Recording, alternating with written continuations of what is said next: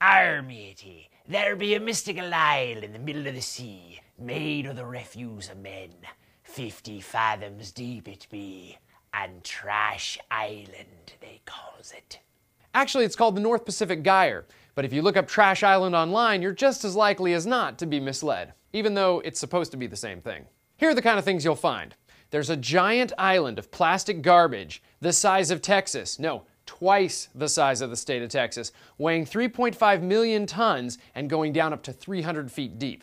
Our first reaction was, dude, there's got to be a picture of this somewhere. It wasn't that we were excited about there being a giant trash island in the middle of the Pacific. It was more like morbid curiosity, like when you drive by an accident, you have to watch. You're not going to find any pictures of a giant, disgusting mound of garbage or aerial photographs of a new land mass created by us from our refuse. The best you're going to find is a picture of a guy holding a bottle of sample water with tiny little pieces of plastic in it, or a picture of plastic bits on a beach or water bottles floating in a marina. It's nothing exciting, like a trash island. The only picture we could find that was even close was a thumbnail that looked like an artist's conception of what a trash island might look like. Not inspiring.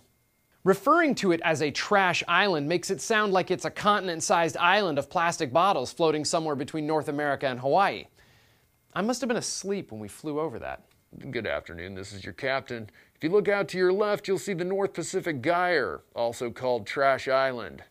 A monument to how disgusting we are. Sounding like a big fish story, is it? Even the calculations don't make sense. Texas is 163,696 square miles, spreading 3.5 million tons over twice that area, going down 300 feet deep, and you'll come up with a pretty small amount of plastic per cubic foot of water. Let's use a familiar reference. If you cover a football field, which is 57,600 square feet, with 1 foot of water from the North Pacific Gyre, you would find that there is 0.15 pounds of plastic in it.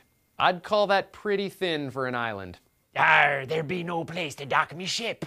Maybe even a little thin for the San Francisco Gate to have called it a toxic stew. Floating bits of plastic as big as a whale.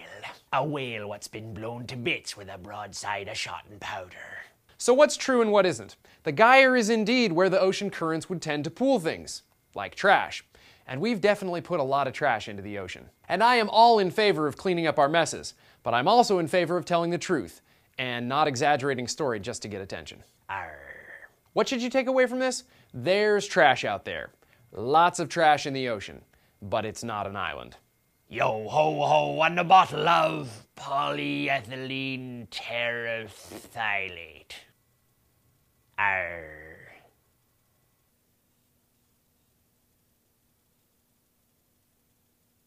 I've been marooned by me shipmates, sending out a little message, am I? Save me and I be sharing the treasure. Ahoy! Throwing bottles into the ocean used to be okay if it got you rescued, but if all it's going to do is become part of some big trash island, you better try something else. Or maybe set up a rescue station on Trash Island. You know, maybe some sand, a few palm trees. Then it'd be good for something. Hey, check it out, I found something. Wait a second. Ooh, treasure.